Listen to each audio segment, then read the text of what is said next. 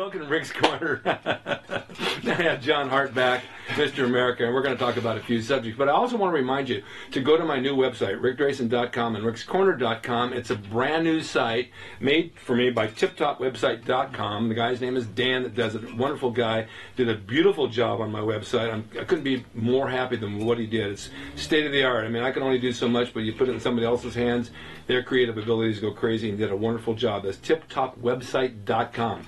And go to rickdrasin.com, rickscorner.com, and click on it. You'll like it. It's really done well. Well, John, we have so many subjects to talk about. In training and nutrition, it's endless. I was talking to a guy in the gym today, and he was saying he learned so much about nutrition. He's about 6'2". He's in awesome shape. He used to compete, and he said what got him interested in doing it, as 11 years old, he weighed 400 pounds. And he said the doctor told him, he says, you're going to die. You know, a short life unless you lose the weight. Yeah. So he started doing stuff and watching his diet, and he said that he didn't know a whole lot about anything, but it leads me into you because he said one of his basic things he did was squats, bench presses, and deadlifts. Oh, yes. So we're going there today. Yeah, we are going there today. And I tell you what, that's the key. That's the foundation to building a body. Anyway, there's pump artists that go in the gym. They just do arms. You know, they just do shoulders. They don't ever think about it. They hate legs. Yeah. Deadlifts are a pain in the ass. You know, bench press is probably the #1 exercise because when someone sees you, how much you bench. You know. Yes. So that's kind of impressionable if you have a good bench. Yeah. So let's talk a little bit about this. What do you think about those three? Yeah, Rick and guys and girls. I'm really big. It's children of all ages. Children of all ages. I'm really big on squatting, bench pressing, either with a barbell or dumbbells. I like dumbbells myself. I do too. And I like that freedom in my shoulders, and then deadlifting as well. Yeah. It's a simple equation here, kids. If you're going to work out today, and you know, people don't give enough credit to certain exercises like the squat or the deadlift, for example. If I said to you, we're going to train back today, and I said, Rick, we're going to train back, and you know what we're going to do? We're going to do 5 sets of 5 of just deadlifts. Okay. At the end of those sets, man, the lumbars, the hamstrings, the glutes, everything from the back of your neck down to your ankle will be pumped. It'll be tortured, man, from the weights. So if you put out the right kind of effort, okay, it's a huge compound exercise. It releases, now we talk about hormonal panels, right? Yeah. It just turns that system way high and way on, and your body feels as if it was just subjected to, I don't know, a gigantic lion trying to jump on it. So its response, of course, is to grow new muscle. Its response also is to prepare for the next workout, and having that new muscle, it'll transfer over to squats. Right. If you're good at deadlifting, it'll help you with your squats as well. So when you go to do squats now, a little bit more emphasis on the legs. These are all multi-compound exercises. I train people for a living as well, so when I go for the best results that I can get in the shortest time possible, I have to use these exercises, okay? If you're going to piddle around with curls or leg extensions, well, we'll see you another time because it's not going to bring the kind of gains that these exercises you know, do. I did deadlifts for quite a while, and I quit doing it for a while. When I hurt my knee, and it's bone on bone, I thought it's really unstable when I do the deadlift. It gets real shaky. And then I thought, no, I should probably still do them. I don't have to go heavy. I can put 135 on the bar. I agree. It doesn't have to be 300 pounds or 400 pounds. I see guys struggling with 500-600 pounds. Yeah, but I don't think it's necessary. No. However, when I did them, and I hadn't done them in a long time, I felt it in my arms, my traps, my back, my shoulders, my hamstrings, my butt. There it is. Yeah, all the way down. I mean, it's something I said, why don't I do this every time? I said, this is really beneficial. It is. And you know, most guys and girls, when they head to the gym, if they're focusing on the compound lift, the smart thing, of course, is to do it first, okay? I have friends who are power lifters, okay? They have great physiques. Well, you should warm your lower back up first, though. Sure, because you can really strain it. Whatever's necessary at any stage of the game. Yeah. If you're a rookie and you're starting out and you're 20 or 15 or 18 years old, obviously you won't need as many warm-ups, nor as many different kind of, maybe a calisthenic type warm-up. Yeah. You won't need as much. Wow. But as you move on, of course, it's going to be very important. Yeah. So I like, as I was saying a moment ago, I like the strength carryover from doing my deadlifts, carries over to my squats. My back turns into a solid mass. When I squat down, it hardly ever unlocks as I load it up with heavier and heavier weights. So my legs benefit from that as well. Sure. Bench pressing. Some guys are barbell bench pressers. You and I have discussed this before. Neither one of us likes the barbell. Okay, it locks us in, the shoulders are locked in, the elbows are locked in. Let me track that a bit. Okay. When I first started training with a barbell, It was at a YMCA, and it was the old standard barbell that has no give to it. It's just Yeah. a solid piece of mass. And then this one had a bend in it because they didn't take care of their equipment. This is up in Bakersfield. And you'd pick it up, and the bar would swivel on you. You know, Right, you had to hold right, it steady. right. And so I got like 300 pounds in that bar, which is really hard to do. Yeah. When I switched to an Olympic bar, it jumped up another 50 pounds because it had balance. So, all right, so we're going back to bench press. My strength went up quite a bit. Did my size go up from it? Not really. Yeah, you see? You know, so I would try close grip and I'd try wide grip.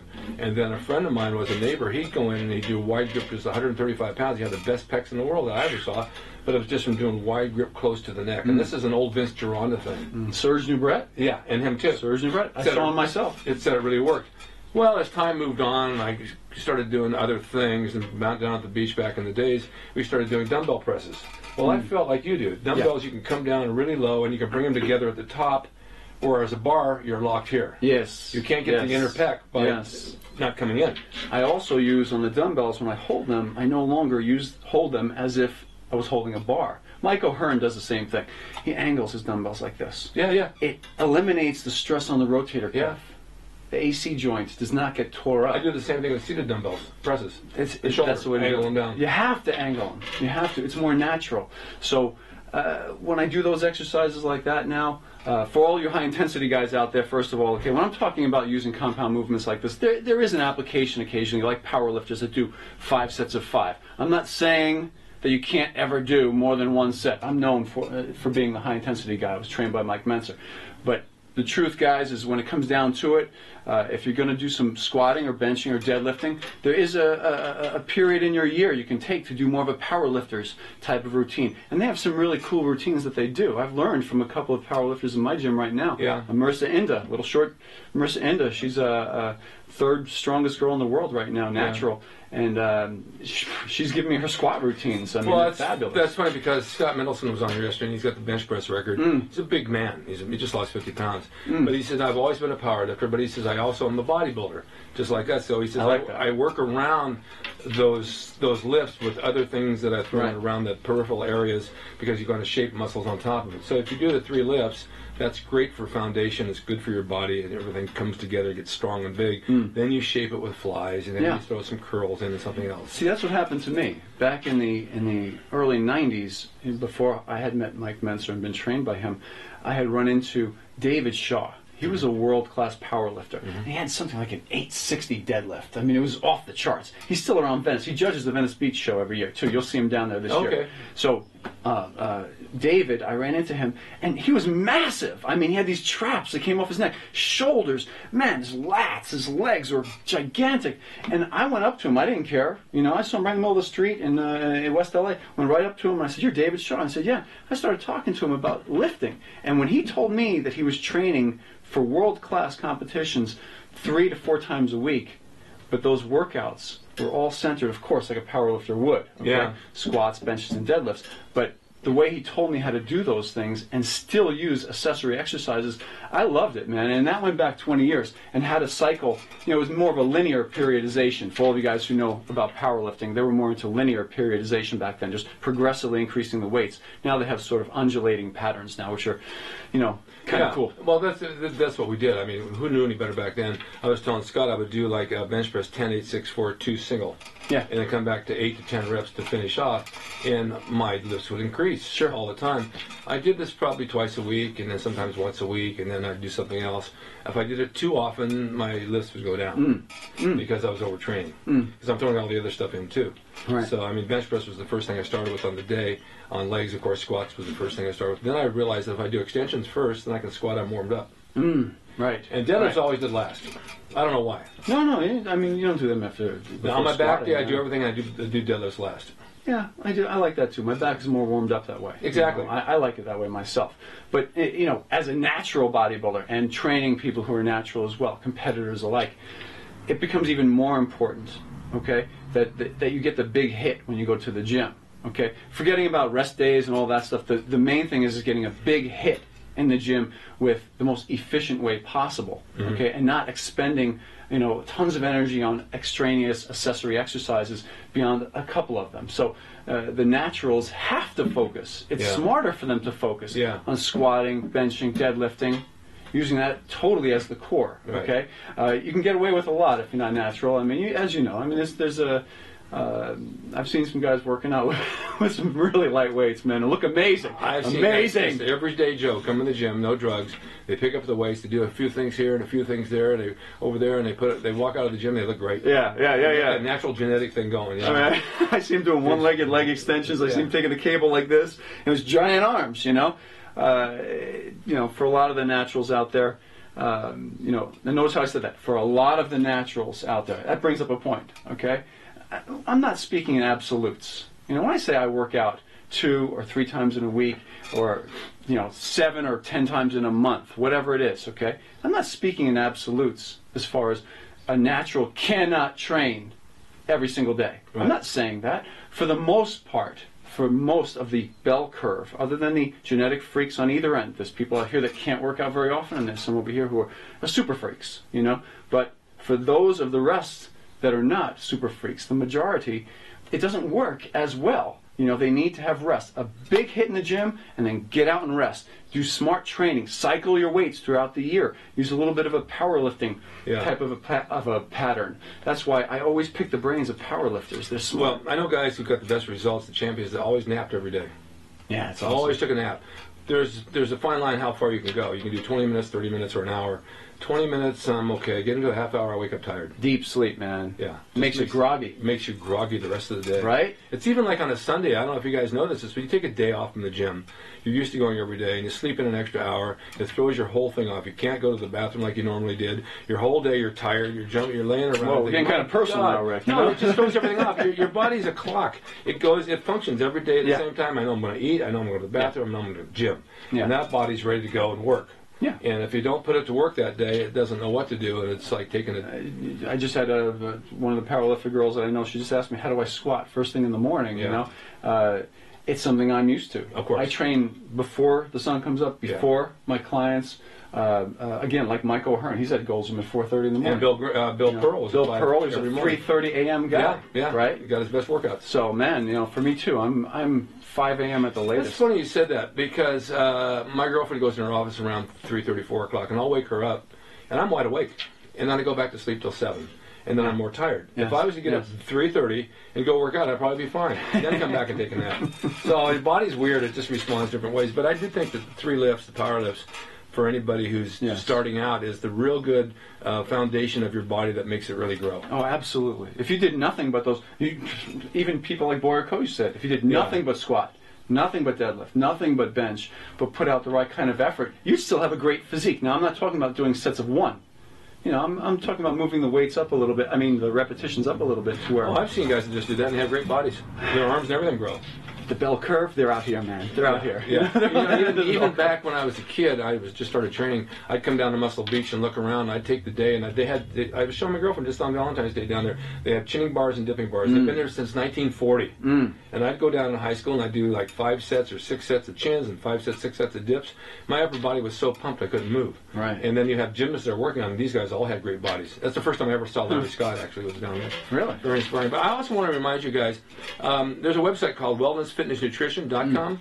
And Dr. Richard Rodriguez is the CEO of the company. He's a medical doctor. He does a lot of research on drugs, on nutrition, on proteins, IGF, GH, testosterone, all that. And he has his own lab, and his laboratory tested everything he has, including his proteins and all that are top of the line. Everything he has. I want you to go on the website here and go up to products and scroll down and look at the new products, look at the hot products, look at those newly released, and check out everything he has. I mean, I can't even go through everything. The website's so big.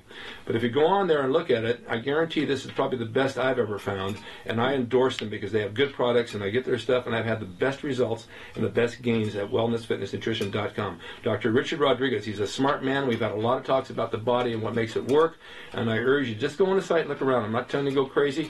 Just enjoy it and see if it's for you, because it might be. Okay. That was a good commercial right there. I did that so well. You'll be getting paid well for that. That was very good. I'm a believer. I mean, I get his products, and at 70 years old, I'm going to take what I can to get the best I can. Yeah. And in the past 2 or 3 weeks, my body's just hardening up and getting in great shape, and so I owe it to him. It's helped me out quite a bit. Quality of life. Yeah, I mean, I'm not a bullshitter on this show. You guys know it. I tell it like it is. If I don't believe in something, I'll tell you. And I have John back all the time because I believe in him too. He knows he has knowledge, he has the body to go with it, and whatever you say, he is natural. I know this, and I know that he's made his gains the right way. So everything I'm telling you is the truth. That's just the way it is, and I don't know how not to. Yeah, thank you. I'm the same way with my women. Well, listen, I wanted to share with you too. We were talking about getting up early in the morning a moment ago, and man, the last week I got a second book coming out. Let's talk about the book. Yeah. Okay. Yeah. I mentioned it to him a minute ago. Yeah, but I know you've worked hard on this. Yeah, and I had lack of sleep, man, this past week. Whew. Wow. Yeah. Good stuff. It's called Physique 101. And I'll have an image for you. Okay. But it's being released tomorrow. And, man, this is like my best work. You know, you're the one that talked me into doing that. Yeah. Yeah. It told me how to go on Amazon and click all the right numbers. Yeah, yeah. So I'm really happy to see you doing that. Yeah, we're in 12 countries, man. You know, it's fantastic. And it's a great machine. It's self-promoting, Amazon, and when you self-publish through them, it's a very good vehicle to put out good product. And more and more traditionally published authors are coming onto this end of it, and I've had great success with it. So what's in your book? So it's called Physique 101. What happened was after my first book, Mr. America Shape Up series, that was more for like the advanced people and what I did in the course of an entire year on my own body. Mm-hmm. But in Physique 101, I had so many questions in the course of the last year after my first book came out. So many questions that, number one, there's a question and answer section on the back of the book. But besides that, I had to give more of a, at any level, whether you're a beginner, intermediate, or an advanced trainee and you're in the gym, what can you do? How can you take this up to the next level?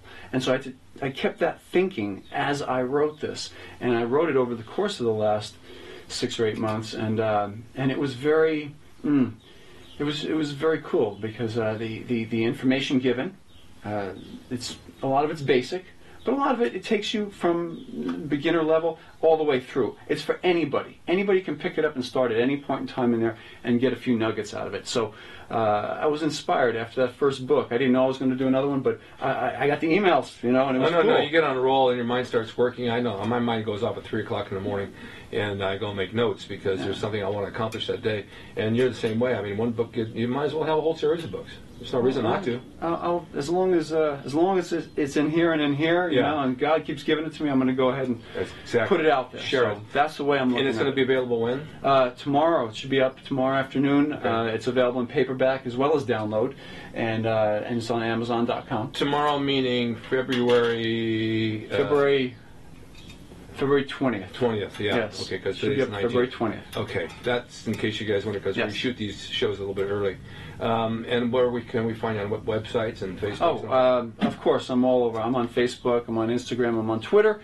My website, intenseheart.com. Spell it like the heart, intense, Right. INTENSE, HEART.com, and they can get me through there. A lot of you guys do, and I enjoy communicating with people from around the world. Your show goes all over the place. It You does. do have quite a few million followers. It does. Yeah. So I'm getting emails from people that I never heard of, from different countries. A lot of foreign, a lot of foreign. Yeah. But this is good. We reach out and help everybody. Yeah, it's fun. So one more thing before we close is that since your last name is Hart, did you have a good Valentine's? Yeah, I did, man. I have a beautiful wife. Let me change that. Like you, I have a young wife. Yeah. So, I better be bringing it. You hear me, boys? I better be bringing it. Yeah, I have a beautiful wife. And, it's funny because so many guys, and you hear it on the news, most guys don't want to deal with Valentine's at all. It's just the way guys are. And my girlfriend and I had this talk, and she set up this beautiful thing for us in Santa Monica at the Shutters, which is a gorgeous place. It is. And a dinner, and a walk on the pier. And I have to be honest, I had the best time of my life. I love her so much, and she's so wonderful to me that I just, I'm a little resilient at times and resistant. And honey, I don't mean to be. I had a wonderful Valentine's. And I look for more and more things that we can do together because sharing it with somebody that you care about and sharing is caring. And we also share our workouts together when we can, which is another thing. That's awesome. And we share the diet and we do the same thing. So this is good. You're in a different stage than myself, where and I know we don't have a lot of time, but I have 3 young children, so with my wife. Yeah. So we're in that stage still where we have young children. Yeah. And to have a Valentine's Day or even a weekend or a single day where the kids are being watched. Yeah. You know? Oh, yeah. Man. Oh. Well, man, we both have what a kids and it's rush. growing, but then we have dogs at home too and animals that someone has to watch. Oh, yeah, you have to make arrangements, You got to make right? arrangements to get out. And kids around the country I don't even know about when I was wrestling. No, I'm kidding. Oh, anything could happen. Thanks, John, for being here. Man, I appreciate you. Yes, I really do. It's a lot of fun, and I love these discussions. And thank you guys for being such great fans and watching us. We only bring you the best information possible, and it's free. So hopefully you'll take it and use it and be better at what you do, because we're looking forward to hearing back from you this year that you made some good gains off the information that we've given you. Yes. And stay tuned for more Rick's Corners. John's going to be back throughout the year. Watch for his book, which is out. By the time you see this, it'll be Physique 101. It's out tomorrow. By the time you see this, it's out. That's right. Thanks again. See you next time. Thank you.